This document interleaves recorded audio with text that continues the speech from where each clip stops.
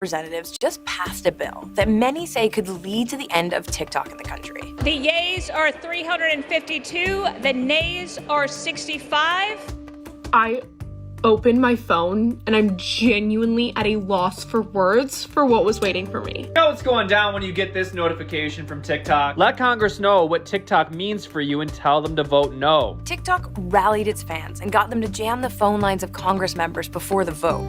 Lawmakers say their phones rang off the hook. What TikTok did on Thursday, flooding my office and other offices with calls of kids who didn't know why they were calling us, shows the kind of control that they have. But even still, the House voted overwhelmingly in favor of the bill.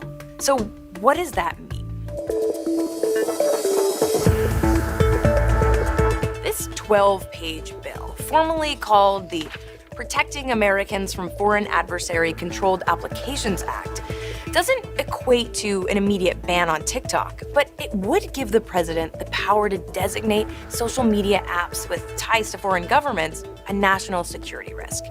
And it names TikTok specifically. What the bill does is it forces TikTok to be divested from its China-based parent company, or all app stores in the US will basically have to stop carrying it, stop updating it. Essentially, if this bill becomes law, Chinese parent company ByteDance will be required to sell TikTok within about 6 months. If they don't, it will become illegal for companies like Apple and Google to make it available for download, meaning some hefty fines for them if they break those rules.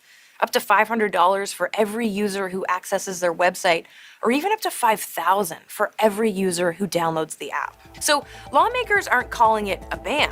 I don't support a ban on TikTok. The legislation did not ban TikTok. It's simply a divestiture of TikTok. But to be sure, it would make it nearly impossible for TikTok to operate in its current form in the US. And there's one pretty significant reason behind all of this. We know that TikTok has been manipulating information. We know that they have access to Americans' private data, and we know that if asked by the Chinese Communist Party to turn that over, they are by law required to do so. This concern about TikTok sharing data with Chinese authorities isn't new. You might remember, for example, when the app was banned from federal devices here in Canada, and also Australia and the EU.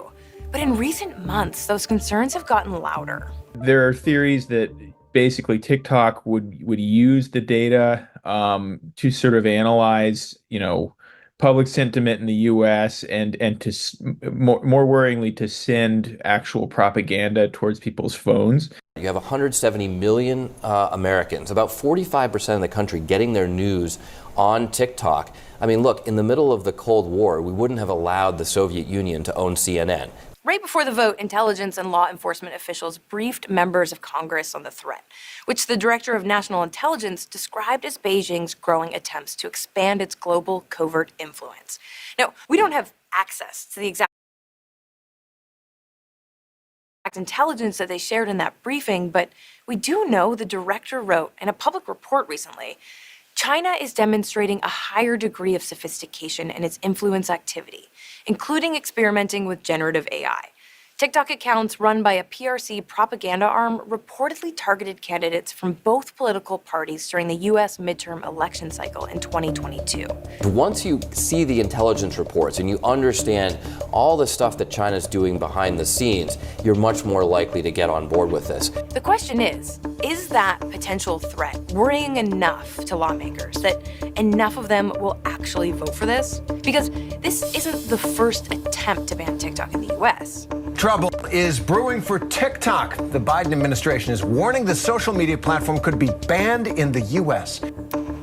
And this bill tried to do pretty much the same thing last year, but it failed after some pretty heavy lobbying from TikTok and its users. TikTok launching an all-out lobbying effort, encouraging its users to come to its defense. And the bill's proponents have argued that this kind of mass lobbying strategy is exactly what they're concerned about. This company has location and, personal information about millions and millions of people, many of them teenagers or kids around the United States.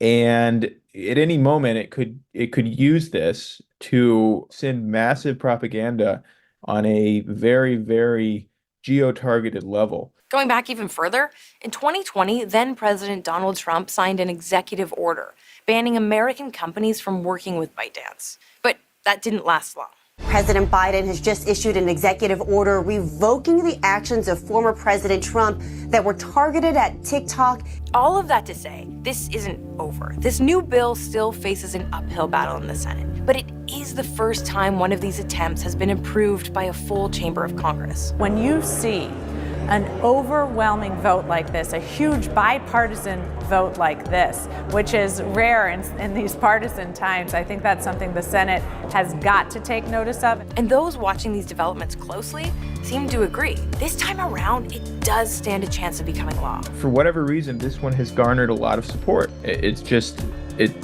a certain push behind the idea that a Chinese-controlled app is one of the most popular social media companies in the US right now. It's hard to imagine a world without this, or even this. I really like corn. What do you like about corn? It's corn.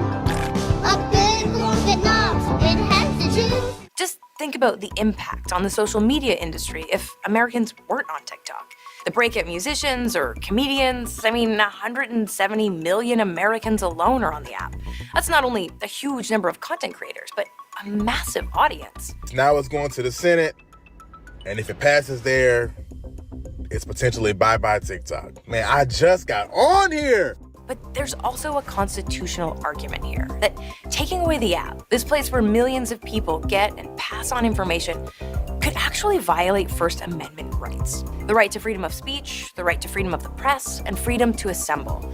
Earlier this month, civil rights groups wrote a letter to Congress saying that this bill is censorship, plain and simple. If it's passed in its current form, we're confident it will be challenged in court, and applying well-established First Amendment doctrine, this ban would fail constitutional muster, it would fail constitutional scrutiny. Just check out what happened in Montana. After the state passed a law which would have banned the app within its borders, TikTok sued the state, and the court agreed, saying the state's ban likely violates the First Amendment. Now, federal lawmakers pushing for a ban did watch all of that play out and adjust their approach. With this bill, they're avoiding the word ban altogether, calling this instead an extension of presidential authority to keep foreign governments in check. They've sort of fixated on the divestment aspect of it. What they say is, we don't actually want to ban this. Instead, what we want to do is carve out the foreign influence. We want to take this beloved app and wrest it from foreign control so that you all can enjoy it safely. But whether that change in language is enough, that's yet to be seen. This bill is functionally a ban in all the ways that matter. The government can't accomplish indirectly what it is forbidden from doing directly, and that is precisely what this bill does by forcing TikTok to divest or face a ban. These same lawmakers concerned about China have also been pretty vocal about the health impacts of TikTok, especially for young people. From record high anxiety levels to reduced attention spans to the absolute time suck. The impacts are, at this point, pretty well researched and very real. The actual brain science behind it is that we see dopamine, which is your feel-good hormone. It is what is involved in addiction. It's what's involved in the reward circuitry of your brain. We see that it gets spiked up. Some parents, they're reporting their kids don't have the attention span to even sit through a movie anymore, let alone read. While those concerns aren't part of this bill, they're a big part of the conversation. And it's hard to imagine they won't be on the minds of lawmakers as they consider their votes. When you look at the increase in depression and the increase of mental health issues in our youth, TikTok's a factor in that. And it's interesting, in China, their TikTok it's aspirational, it's educational, totally different than ours. Republican leaders have already fast-tracked this bill through the House with essentially no real debate. Now it heads to the Senate, where some have already made it clear they won't be in support. But if it does pass, Biden has said he will sign off on it.